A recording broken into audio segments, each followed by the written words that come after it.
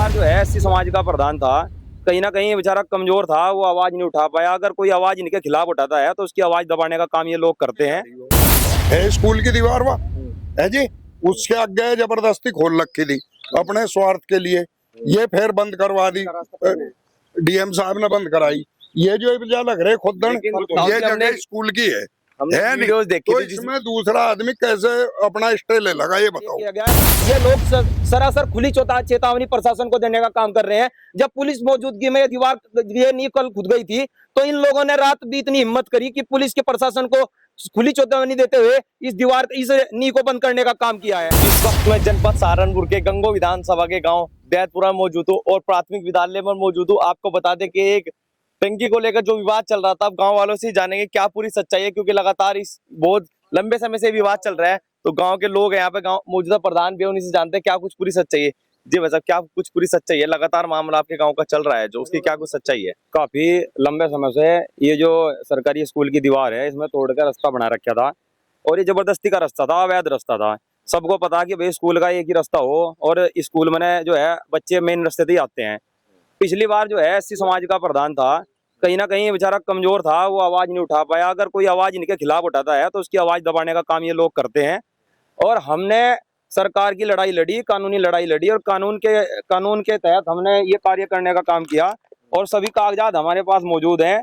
इसमें बीएससी की भी रिपोर्ट है, एसडीएम और वो तहसीलदार महोदय के भी साइन है, तहसीलदार ने भी इसमें साइन कर रखे। यहाँ पे रास्ता कोई था नहीं।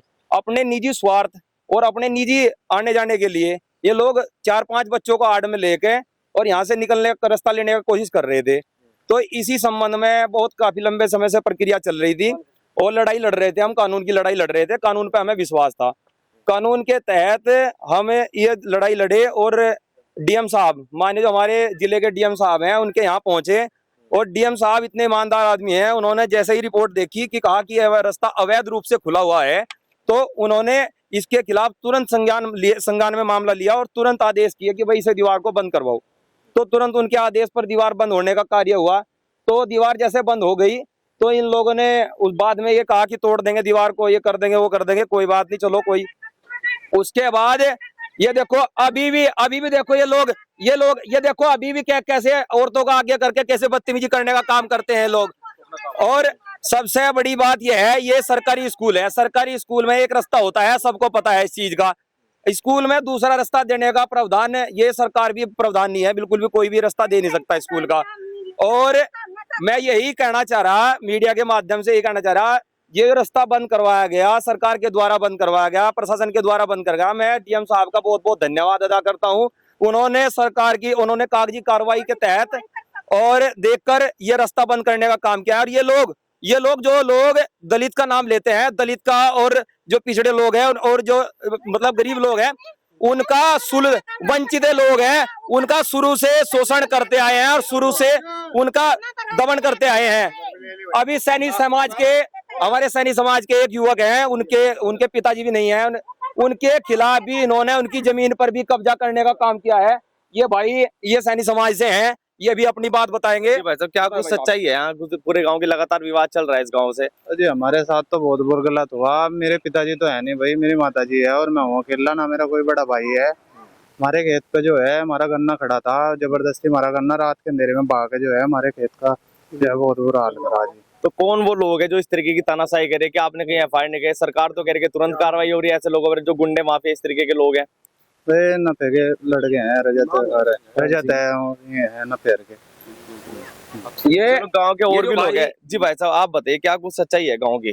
देखिए जी, गांव में प्राइमरी स्कूल है, ये बहुत पुराना स्कूल है, और ये जो इसका मेन गेट इसका ये है, जो बच्चे इतना कष्ट है कि भी यहाँ इस गेट पर भी पढ़ने नहीं आ सकते, तो बताओ मैं भविष्य में क्या करेंगे बच्चे?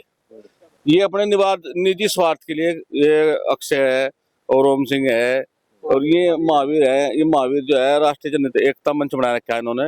ये अपना निजी रास्ता बनाने के लिए यहाँ ने जबरदस्ती प्रशासन पर दबाव करवा रहे, जबकि डीएम साहब ने एक दिन एसएचओ साहब को भेजा था यहाँ से, और हमारे दरोगा आजाद सिंह जी आए थे, उन्होंने सुबह से शाम तक ये दीवार बनवाई। उसके बाद ये दीवार नींव खदवा गए, 4 द्वारी इसकी पंप हाउस की 4 द्वारी होगी, और यह खुदवा के गए थे।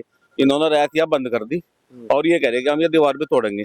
हमने किसी डीएम न तो मानते। मतलब प्रशासन ने यहाँ पर अपनी मौजूदगी में ये नहीं भरवाई थी, हाँ जी। उसके बावजूद भी रात इस तरीके कार्य हुआ कि इसको बंद कर दिया गया। और ये कह रहे कि भाई प्रधान या सारा गांव एक डब्बा है जी, ये सारे गांव का आदमी चाचा जी है मेरे, चाचा जी जी हैं। चाचा, क्या कुछ सच्चाई है? बताया जा रहा है कि जो ये जो दीवार है, ये दीवार आप, ये दीवार देखो, ये दीवार कहाँ है? ये स्कूल की जमीन में है दीवार या कहाँ है? क्यों जी? पहले से दीवार होती हुई आ रही हो, है स्कूल की दीवार वह है जी। उसके आगे जबरदस्ती खोल रखी थी अपने स्वार्थ के लिए, ये फिर बंद करवा दी, डीएम साहब ने बंद कराई। ये जो वजह लग रहे खुदन, लेकिन ये हमने- जगह स्कूल की है हमने नहीं? वीडियोस देखी तो थी जिसमें इसमें दूसरा आदमी कैसे अपना स्टे ले लगा, ये बताओ भाई। सरकारी जमीन में कौन स्टे लेगा? ये तो सरकार की जमीन। भाई साहब, ये थोड़े कागजात हैं, ये इनके जो देखो खाद के गट्टे भी यहीं से लेके जाते हैं।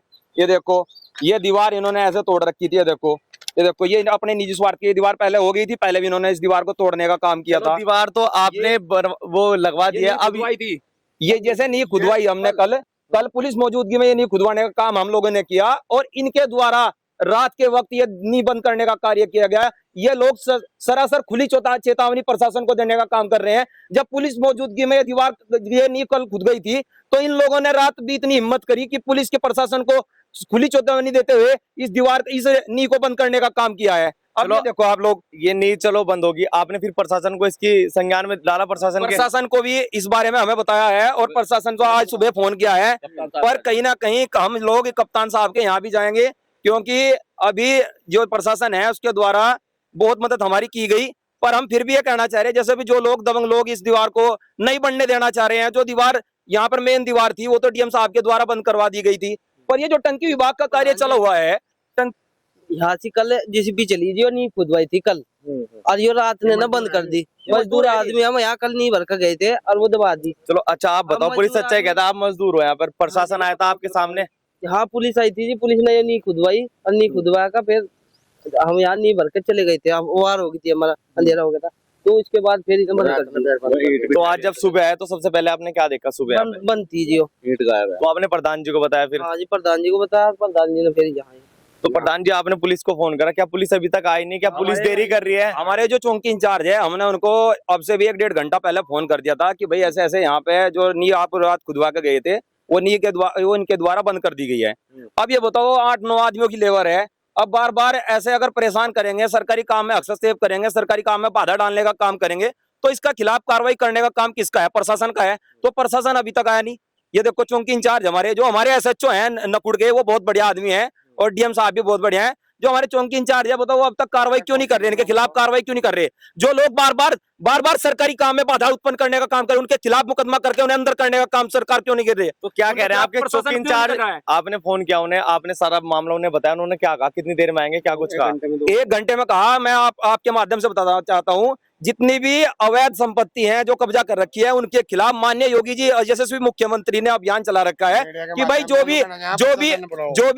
भी सरकारी संपत्तियों पर कब्जा करेगा उसे छुड़वाने का काम माननीय योगी जी कर रहे हैं, और बहुत अच्छा कार्य कर रहे हैं। और इतना होते हुए भी ये लोग इतनी दबंगई दिखा रहे हैं कि सरकार का जो कार्य है उसमें भी बाधा उत्पन्न कर रहे। रात हम ये नहीं खुदवा के गए, देखो ये नहीं बंद कर दी गई। और मैं आपसे माध्यम से कहना चाहता हूँ, आप एक बार जो सरकार इस स्कूल के अध्यापक है उनसे भी पूछने का काम करिए कि यहाँ से क्या रास्ता था, क्या नहीं था। ये अच्छा, जब आपकी बात प्रशासन से 1 घंटे पहले हुई तो उन्होंने कहा था 1 घंटे में आ जाऊंगा, तो अब क्या कुछ बात हो रही है?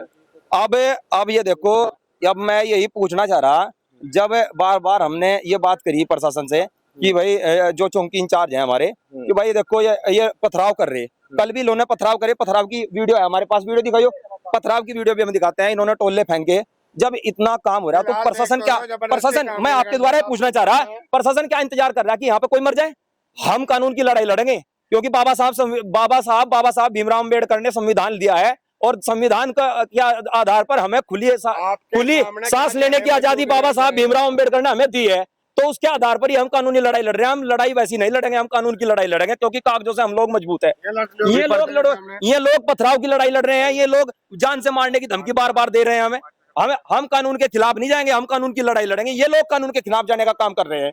जी प्रधान जी, प्रशासन क्या आ नहीं रहा है? क्या देरी हो रही है? क्या कुछ मिली भगत हो रही है? कुछ जनवरी 2024 25 जनवरी 2024 से इन लोगों ने ये रास्ता बंद कराया, मैं ग्राम प्रधान, तो इन्होंने रास्ता बंद करने पे खुली कभी किसी के जा किसी के जा, तो आज तक रास्ते की कार्रवाई किसी ने नहीं करी।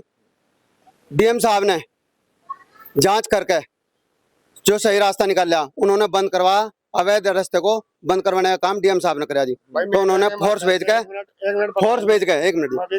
के उन्होंने ये काम कराया। डीएम साहब का मैं बहुत बहुत धन्यवाद करता हूँ, आभार व्यक्त करता हूँ उनका। उन्होंने इतने अच्छा काम किया जो अवैध रास्ता बंद कराया।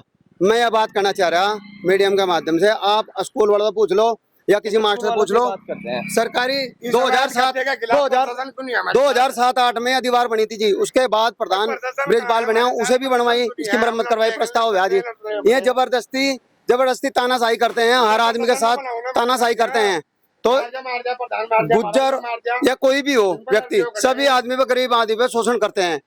और मास्टर जी से बातचीत करेंगे, क्या कुछ इस पूरे मामले की सच्चाई है। गांव के गणमान्य लोग हैं, अध्यापक हैं। सबसे पहले तो स्वागत है आपका हमारे चैनल पर। बहुत बहुत धन्यवाद।